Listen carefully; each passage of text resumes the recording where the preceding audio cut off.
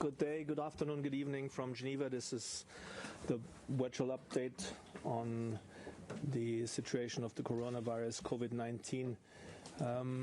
My name is Christian Lindmer. I'm glad to be joined by Dr. Tedros Adhanom Ghebreyesus, WHO Director General, Dr. Mike Ryan, Executive Director for the WHO's Health Emergency Program, and Dr. Maria van Kerkhove, who's the Technical Lead in the Emergencies Program for COVID-19. Let me remind everyone today especially that we will take one question per journalist, and if we're really good we will go into a second round, but we'll start with one question per person. Also, quick reminder for next month, which starts very soon, those in the room here and who are not accredited at the UN will need a new registration. Please do so. We'll send the audio files after the press briefing, and the transcript will be available soon tomorrow. With this, we'll open with Dr. Tedros. Thank you, Christian. And good afternoon to everyone online and in the room. First, as usual, the numbers. In the past 24 hours, China reported 329 cases, the lowest in more than a month. As of 6 a.m.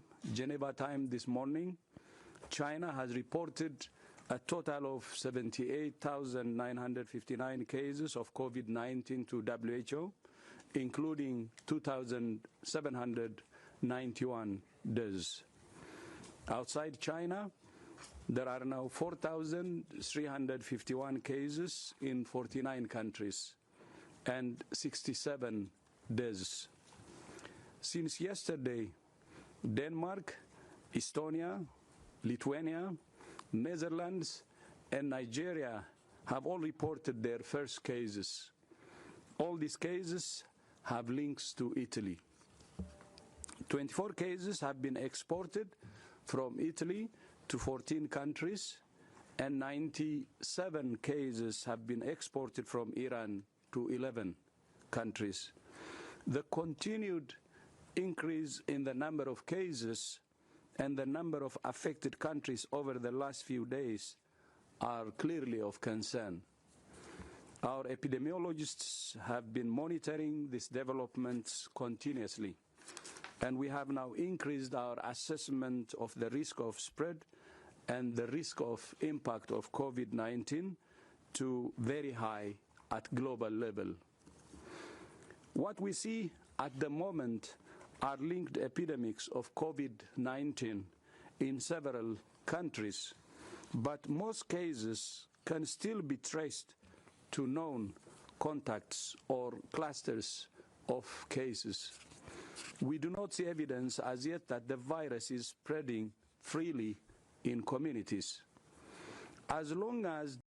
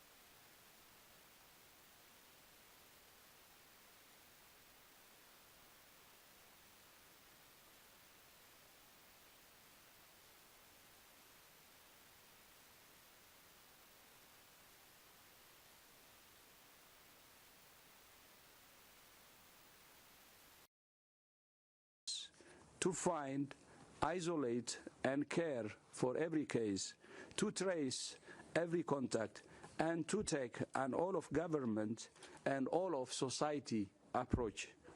This is not a job for the health ministry alone. At the same time, work is also progressing on vaccines and therapeutics. More than 20 vaccines are in development globally, and several therapeutics are in clinical trials. We expect results in a few weeks. But we don't need to wait for vaccines and the therapeutics. There are things every individual can do to protect themselves and others today. Your risk depends on where you live, your age, and general health. WHO can provide general guidance. You should also follow your national guidance and consult local health professionals. But there are 10 basic things that you should know. First, as we keep saying, clean your hands regularly with an alcohol-based hand rub or wash them with soap and water. Touching your face after touching contaminated surfaces or sick people is one of the ways the virus can be transmitted. By cleaning your hands, you can reduce your risk. Second, clean surfaces regularly with disinfectant. For example, kitchen benches and work desks. Third, educate yourself about COVID-19. Make sure your information comes from reliable sources. Your local or national public health agency, the WHO website, or your local health professional. Everyone should know the symptoms. For most people, it starts with a fever and a dry cough, not a runny nose. Most people will have mild disease and get better without needing any special care. Fourth, avoiding traveling if you have a fever or cough. And if you become sick while on flight, inform the crew immediately. Once you get home, make contact with a health professional and tell them about where you have been. Fifth, if you cough or sneeze, do it in your sleeve or use a tissue. Dispose of the tissue immediately into a closed rubbish bin and then clean your hands. Six, if you're over 60 years old or if you have an underlying condition like cardiovascular disease, a respiratory condition or diabetes, you have a higher risk of developing severe disease. You may wish to take extra precaution to avoid crowded areas or places where you might interact with people who are sick. Seventh, for everyone, if you feel unwell, stay at home and call your doctor for local health professional or local health professional. He or she will ask some questions about your symptoms, where you have been and who you have had contact with. This will help to make sure you get the right advice, are directed to the right health facility, and will prevent you from infecting others. Eighth, if you're sick, stay at home and eat and sleep separately from your family. Use different utensils and cutlery to eat. Ninth, if you develop shortness of breath, call your doctor and seek care immediately. And 10th, it's normal and understandable to feel anxious, especially if you live in a country or community that has been affected. Find out what you can do in your community. Discuss how to stay safe with your workplace, school, or place of worship. Together we're powerful. Containment starts with you. Our greatest enemy right now is not the virus itself. It's fear, rumors, and stigma. And our greatest assets are facts, reason, and solidarity. I thank you. Thank you very much, Dr. Tedros. With this, again, we will start in the room with 3 questions and will then go online. For those online, please, either with your comment from Zoom, click raise your hand on the display, or if you're dialing in by phone, *9 to flag your interest. And in the room, we'll start with Gabriela from Mexico, and please introduce yourself. Thank you. Gabriela Sotomayor, Mexico, Proceso. Dr. Tedros, Mexico just confirmed 2 cases of coronavirus related to Italy. My question is, what is your advice, and is there less risk in Mexico because of the weather, because it's hot in Mexico right now, and it's the ending of the influenza season? And the importance, if you can clarify really to Mexican population, the importance or the difference between mitigation and containment. Thank you very much.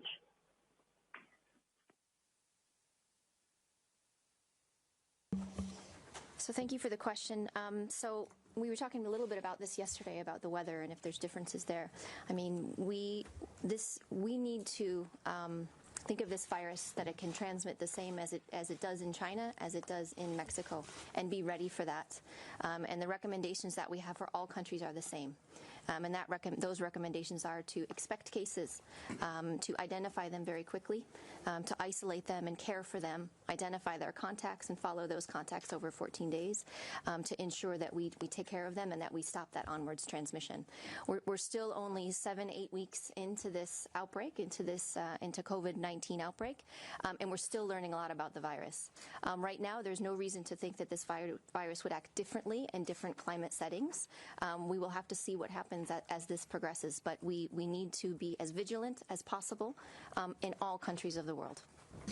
And on the issue of containment versus mitigation, in public health terms, containment are the activities that are aimed at interrupting transmission. In other words, identifying cases, isolating cases, following contacts. You're trying to prevent the virus transmitting from one person to the other. So the measures that are taken are trying to break the chain of transmission. You're trying to contain the virus in that sense. Mitigation is when you accept that you cannot prevent the virus spreading, but what you do is mitigate the impact the virus has by treating patients, by offering a vaccine, by doing everything possible to reduce the impact on society, on the health system. But both of these strategies are necessary in many epidemics.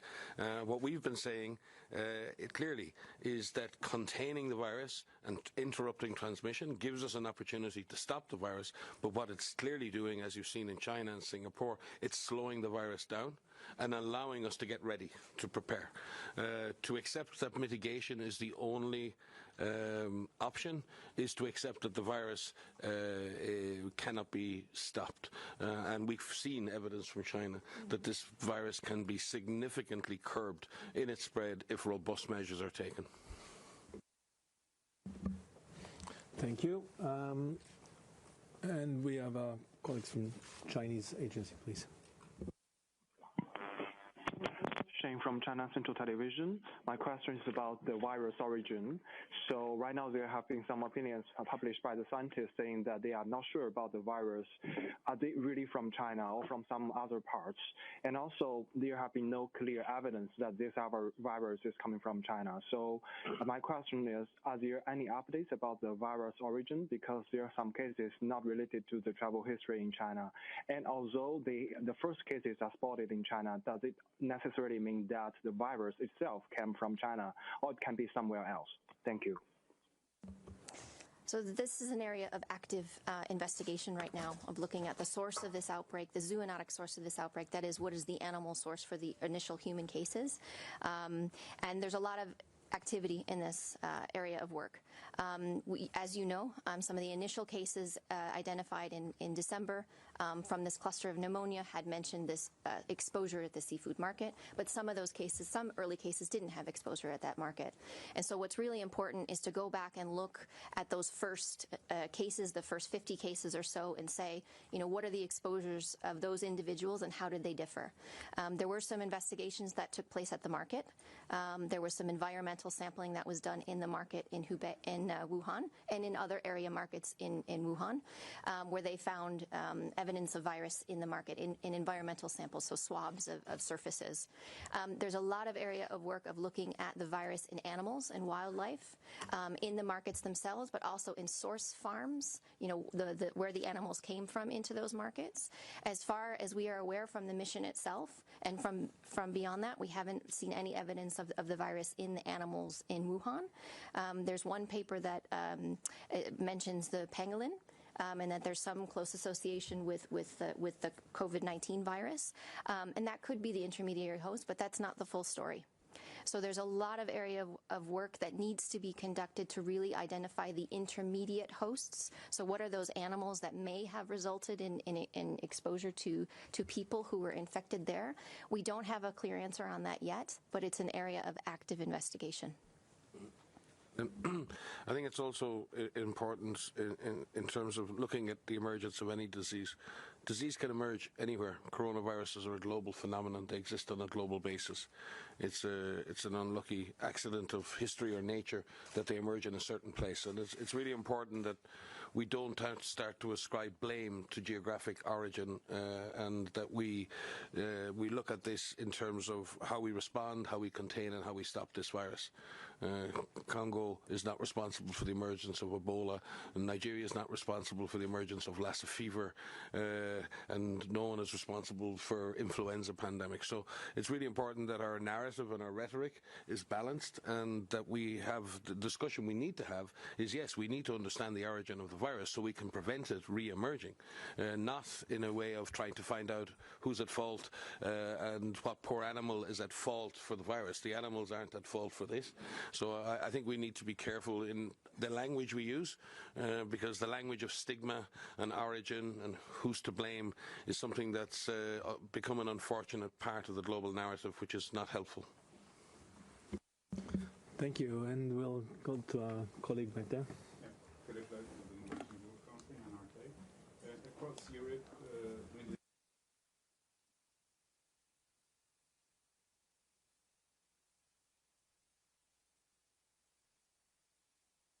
these are indeed challenged, and they have very little access to the same health services. There's possibly less access to knowledge. Is the World Health Organization reaching out to other UN agencies or other authorities to determine if there is any spread of the virus there and to help these people?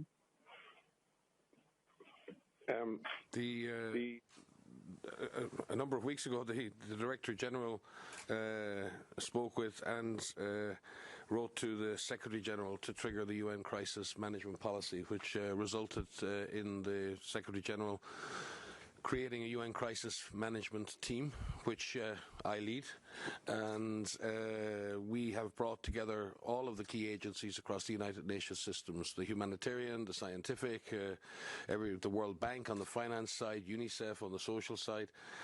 We have a core group of 12 agencies who constantly work and interact together, and we've created subgroups. The World Bank are leading on economic impact analysis, UNICEF are leading on social impact analysis, ICAO and others are leading on travel impacts, and our colleagues at OCHA, under the leadership of Mark Lowcock, have been leading at looking at potential humanitarian impacts or impacts on our humanitarian operations at country level. We've also worked very closely with resident coordinators of the UN system. They are leading at country level in support of governments with the technical support of WHO. So yes, equally there's a supply chain subgroup as part of the CMT, which is WFP working with UNICEF and WHO looking at supply chains, not only for medical equipment, but for food supplies, for food programs, so that global supply chains for many things are being managed. We've also integrated a lot of our risk communication work across the UN system with UNICEF. So I would say that the UN has really come together very significantly for one UN response, and certainly vulnerable populations, particularly those people living in conflict, refugees and migrants in particular, are at the center of our concerns. And Dr. Tedros has said this consistently. We are concerned for populations that are in zones of fragility and conflict, particularly those people who don't have access to essential health services. They lie very exposed, but they're also very exposed to cholera, they're very exposed to measles, they're very exposed to many other pathogens, and we have a huge responsibility not only to prevent COVID-19 affecting those populations, but to also serve them with the basic life-saving interventions that they need. So I would argue the UN has come together quite well on this. Yeah, maybe just to add one, Mike had already said everything, and we also expect each and every country to take care of refugees and migrants in their borders, and they should not leave anyone behind, because any one case can trigger a fire, actually spark a fire. So that's why each country should also be responsible and take care of refugees and migrants within its border. Thank you very much for these comments. And before we go on the line, we'll take one more question from the room from our colleague from Iran. I'm Badi Afshin from Iran International TV. Dear doctors, we understood that as early as next week you're going to send a delegation to Iran. I was wondering what would be the mission of this delegation and who would be participating in the mission? Yes, we are sending a team. In fact, the team would be there by now, but there are severe issues with getting flights and access to Iran right now.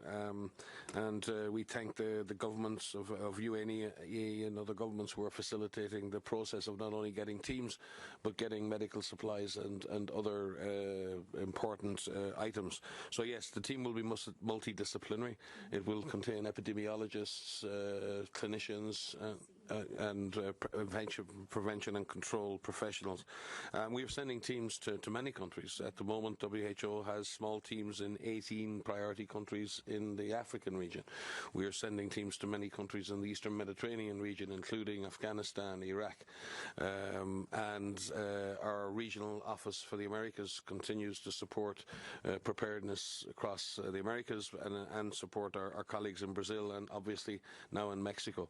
Our job is to be ready to provide technical advice and operational support to any of our member states who request it or require it. But that is placing a lot of pressure on our systems too, as this epidemic involves more and more countries. So one more to add to what Mike said. United Arab Emirates is helping on this, and we have discussed with United Arab Emirates and hope on Sunday earliest, and if not by Monday, we should have the people on the ground. And I would like to appreciate the solidarity is coming from UAE. Thank you. Thank you. And with this, we go online. I would like to first call on the colleague from the Forbes magazine. Can you hear us?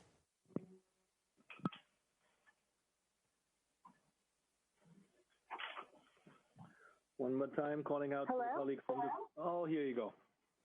Hi, this is Lisette Waco from Forbes magazine.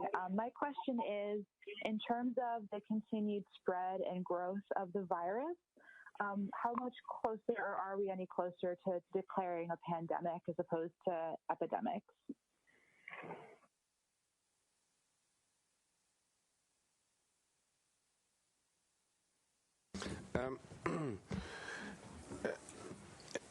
A pandemic is a unique situation in which we believe that all citizens on the planet will likely be exposed to a virus within a defined period of time. We can say that, and I've said in previous press conferences, if this was influenza, we would probably have called this as a pandemic by now. But what we've seen with this virus is that with containment measures, with robust public health response, the course of this epidemic, or these multiple epidemics, can be significantly altered. And to declare a pandemic,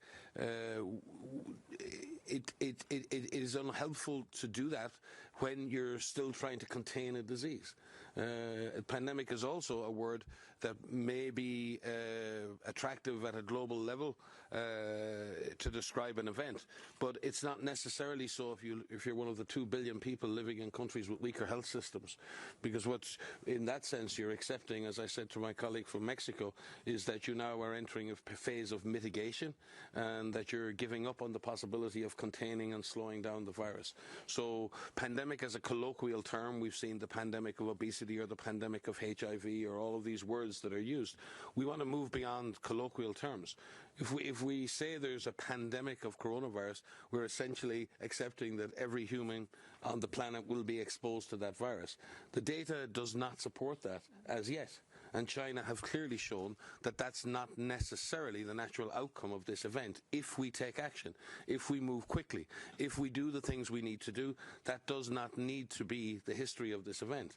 But if we don't take action, if we don't move, if we don't prepare, if we don't get ready, that may be a future that we have to experience and we have to endure. So much of the future of this epidemic is not in the hands of the virus. A lot of the future of this epidemic is in the hands of ourselves. And those countries who've taken control, who've taken responsibility, have clearly shown that a lot can be done to stop this virus. Thank you. With this, we move to Marianne Benitez from Hong Kong. Please introduce your station, please. Hi, thank you. I'd like to ask Dr. Tedros or Dr. Ryan about this Hong Kong's move to quarantine dogs, pet dogs, because a dog has been found to have weak positive to coronavirus. And they're making sure, that these pets would be taken care of by the AFCD and treated if ever, it shows symptoms. Or there's also a possibility that it's environmental contamination. The other thing is the mask again, all Japan, Korea are all running out of stock. So what's the WHO doing about it? Thank you. I will leave the question on man's best friend to Maria, but on the issue of masks and other protective equipment, yes, there are severe strains on protective equipment around the world. What we're most concerned about, and again, Dr. Tedros has said this again and again, our primary concern here is to ensure that our frontline health workers are protected and that they have the equipment they need to do their jobs. So when we talk about protective equipment and masks, we're talking about that very specific specialized material that's needed, and that is under significant pressure. It is inappropriate for that type of material to be used in a general public circumstance. Those countries who are, and many people are, wearing the normal surgical masks, that is something that WHO has been clear on in the past. Wearing a mask can prevent you wearing the mask from giving the disease to someone else. There are limits to how a mask can protect you from being infected, and we've said that the most important thing everyone can do is wash your hands, keep your hands away from your face, observe very precise hygiene. Tedros, I think, has just been through the list of things that you absolutely need to do. And having said that, we do not criticize people who wear masks. People do what they feel is necessary to protect themselves, but the not having a mask, and again it's important, not having a mask does not necessarily put you at any increase of contracting this disease.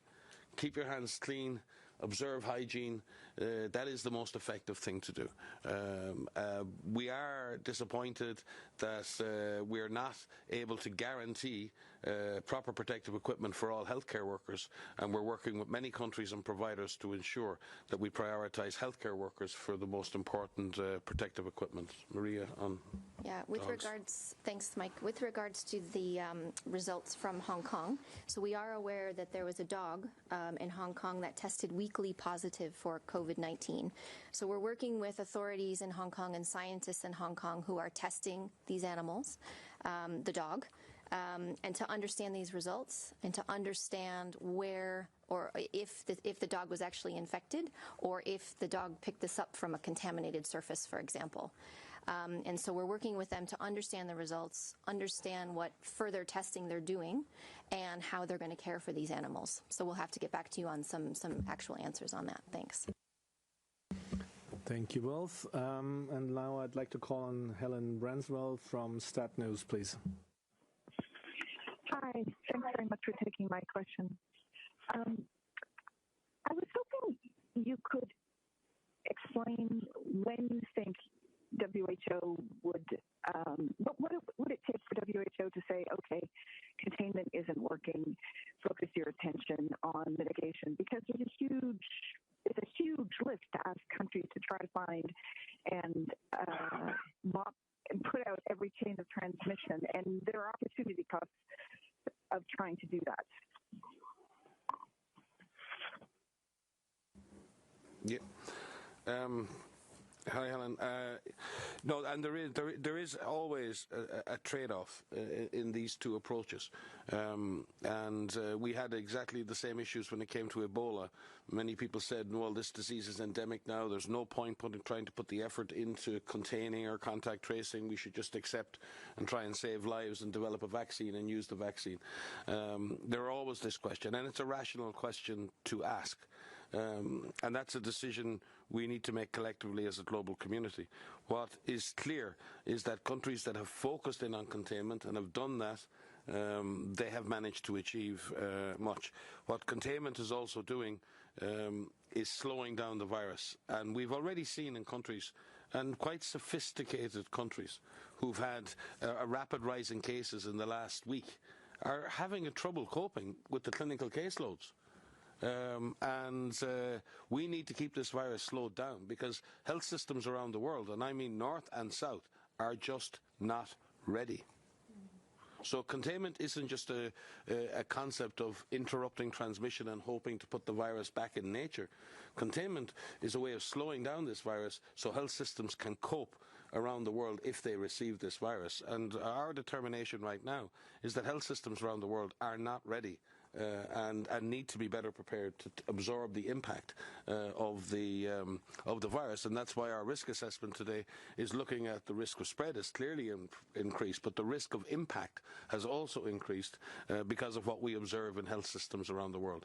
As Dr. Tedros has said, it's time to prepare, it's time to get ready, it is time to act, and people need to take a reality check now. And really understand that an all of government, all of society approach to this, and maybe we need to maybe stop asking ourselves the questions about, is it a pandemic, is it not, is it containment, is it mitigation? We're having very good discussions around that. What it is time to act. Yeah. Add to that to say that yes, it is a lot to ask, people to identify all of the cases and to contain, but we have examples in several countries where this has worked, and that, excuse me, is important to remember. It's not just, we are seeing very positive results, very positive trends in China, which has been incredibly aggressive in its management of this outbreak, but we have seen successes in other countries as well. You look at Singapore.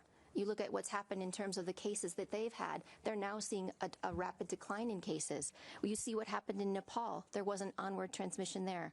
You're seeing what's happened in Vietnam, where there was some cases and there's no more further cases. These are all examples of where countries have been successful in containing this. But the point is that the earlier we act, and it's been repeatedly said, the earlier we act and how robustly we act, especially in those initial cases, will determine if you're dealing with a number of cases, one case or a small cluster, or you're dealing with hundreds or thousands. So it is about being ready. It is about a robust and aggressive response very, very quickly. Yeah, thank you. By the way, it has been said, but just would like to add one thing. There are now 46 countries who have reported cases. As I said yesterday, 8 of them have not reported for the last 2 weeks, so you can exclude those. In addition to that, out of the 46 countries, 23 countries have reported only 1 case, half of them. And then a good number of them from the 23, actually have reported less than 10 cases. How can you tell these countries that abandon containment and move into mitigation when they can mitigate it, when they can contain it?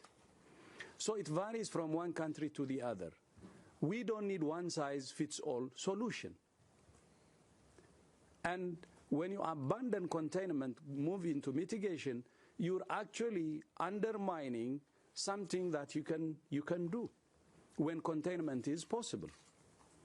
So what we're saying is, we don't need this dichotomy of either or. We need to have all the strategies triggered. We need to start from containing aggressive containment while preparing for any eventualities and using those strategies to also be triggered when we want them. So we don't need to have either or. Whatever we have now, it doesn't dictate that we move into mitigation alone. It will be a mistake, a big mistake, a big mistake.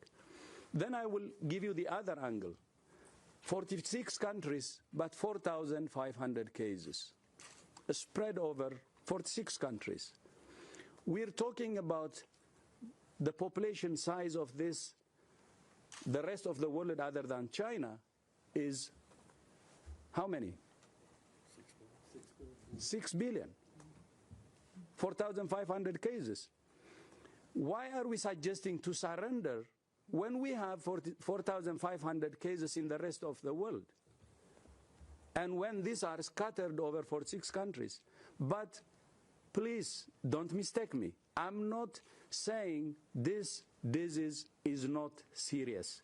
It's serious, it's dangerous, but at the same time, there is still a window of opportunity, although it's narrowing more and more by the day, and where all the strategies we use, starting from containment, can actually work.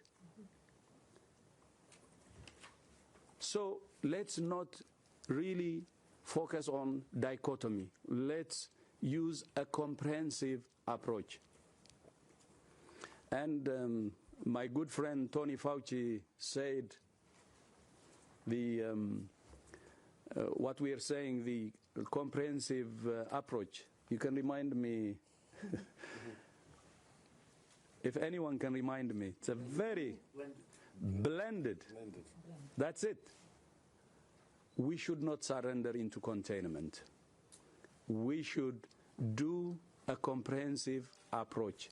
And countries have already shown that it can be contained. And I told you already, 23 cases have reported only 1 case each. How can you convince these countries to really go into containment? That's my question. So we should not really abandon the comprehensive or the blended approach. And we should do aggressive containment in each country. And we can stop it. That's what we believe. It's in our hands, as Mike said. But this thing can go whichever direction. We're not undermining the risk. It's there. That's why today we said the global risk is very high. We increased it from high to very high. And we will continue to work 24/7. And our colleagues internally and also externally are working day and night, experts, global experts. And we will come up with any recommendations based on the situation we see as we see fit. Thank you. Thank you, Dr. Tedros. We'll have a couple of minutes left, so let me ask for one more time on the line. I have Financial Times FT, please, in a short question if possible. Thank you.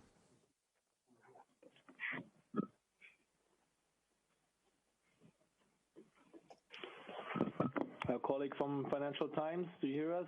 Oh, yes, I lost you for a moment. Thanks. Clive Cookson from the Financial Times in London. I wanted to ask Dr. Tedros what practical implication, if any, raising the level from high to very high globally has. You've mentioned it a couple of times, but you didn't say whether it makes any practical difference. Is it just a symbolic statement, or should people take practical, do anything practical with it? Thank you.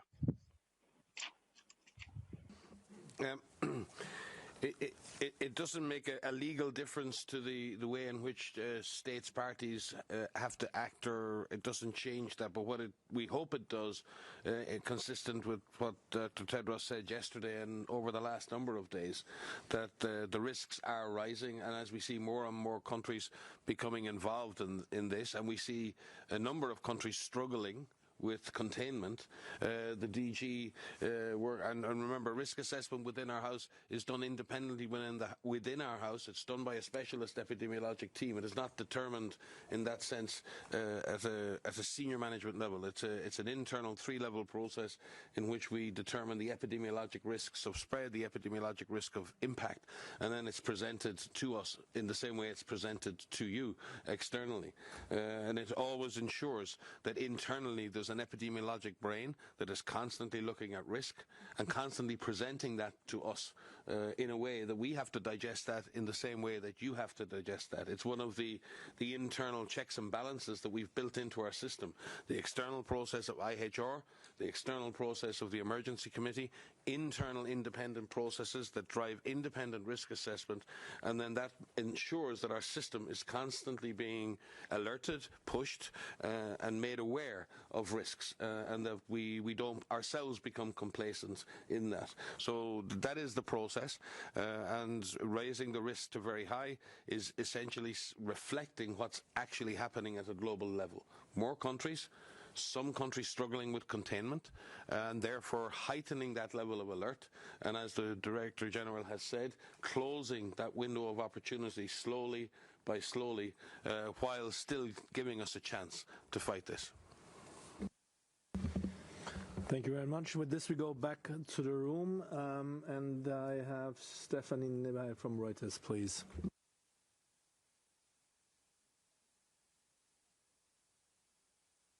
Nigeria, it's been one imported case in Ogun State. I wonder if you could say a little bit about what your assessment is of preparedness there and lab capacity to detect and to detect and isolate and so forth, contact tracing. I imagine you're working with authorities. Yes.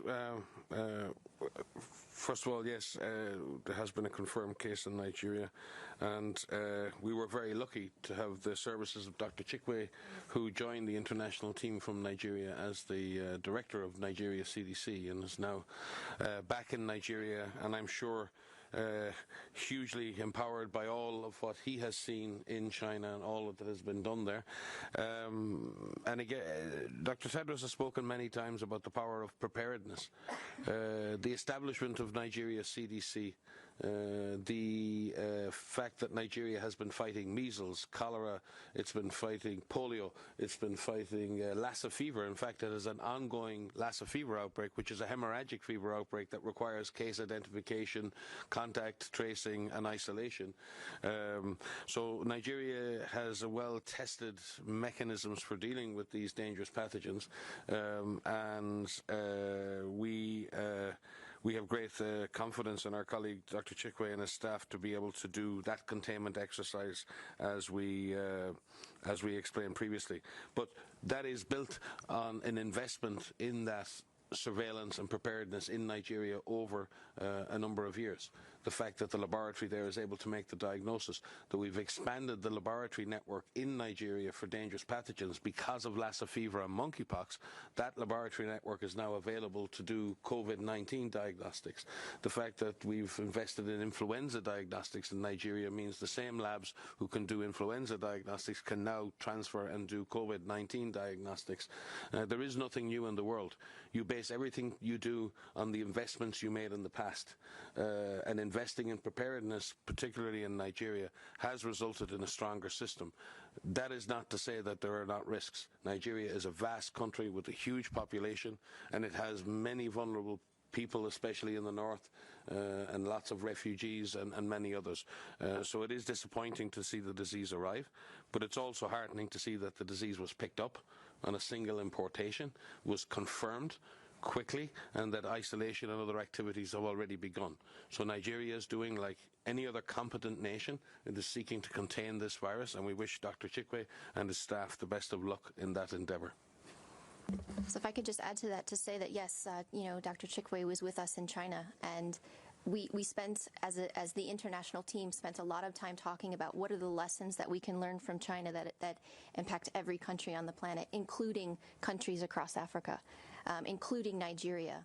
And there are incredible lessons that can be learned from China as it is dealing with COVID-19 in high-income areas, low-income areas, high incidence areas, low incidence areas, areas with migrant populations, and a lot of what we learned there is applicable to Nigeria. So having him as part of that team, having him bring back that experience, I think is a great benefit to Nigeria, along with all of his colleagues there and across Africa.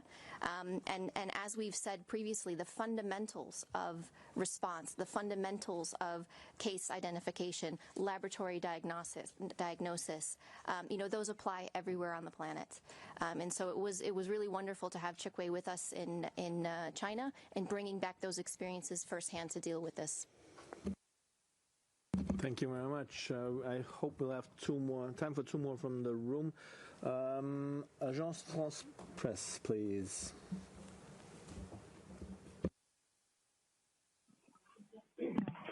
Nina Larson, AFP. Hi.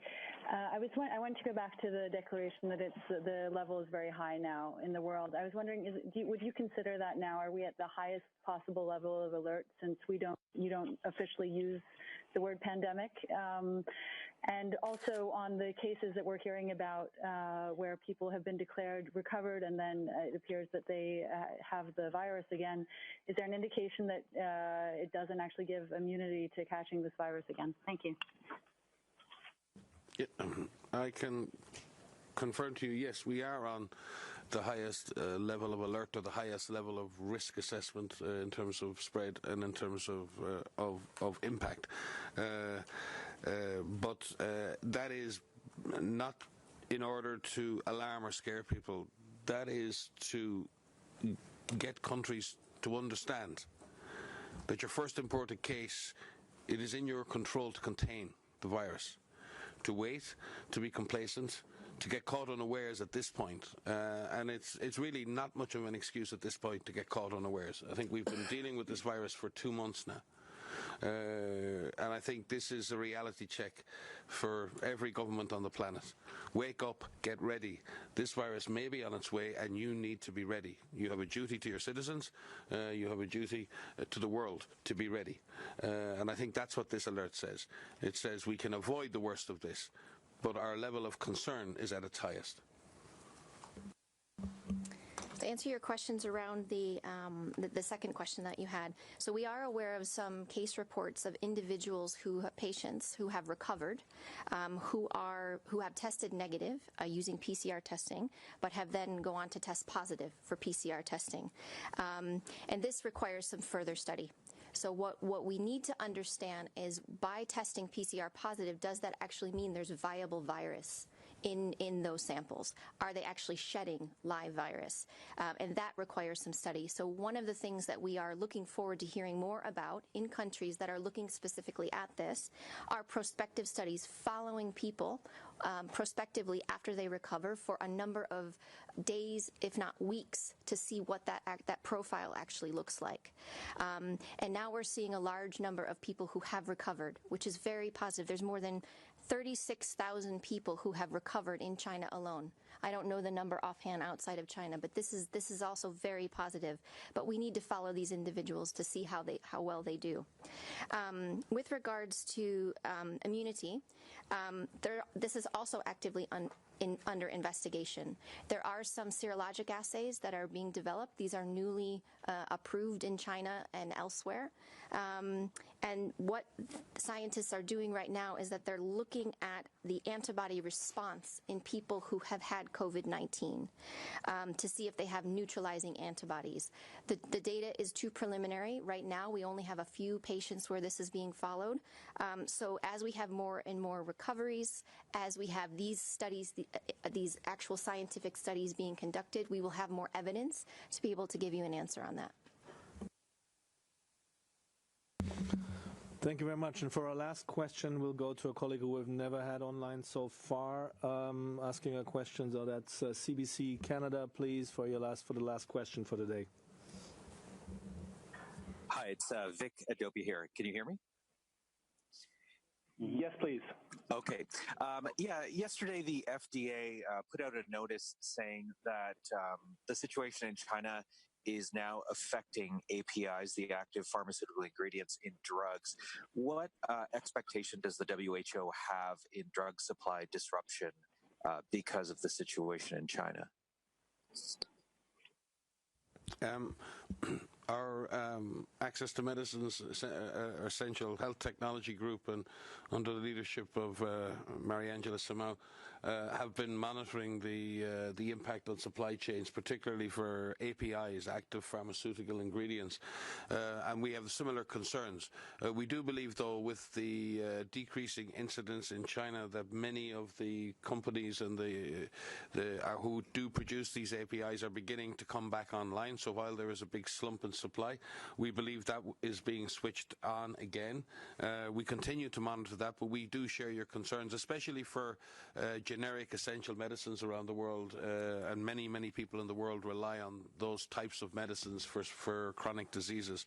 But we are monitoring it, and we will continue to do so, and we hope that those industries who, in China in particular, who produce these intermediate products are coming back online, and that we can end this slump in supply as quickly as possible.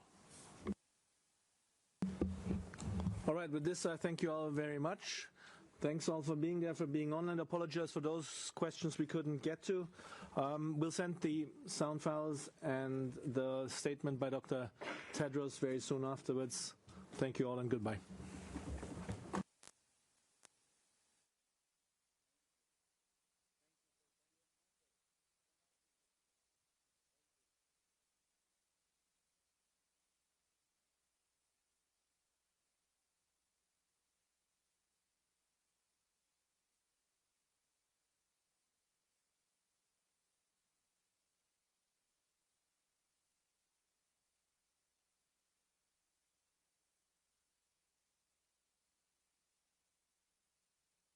See, we're not on the weekend off, you are. All right. I don't know which colleague did that. Really good time to write your Ebola stories.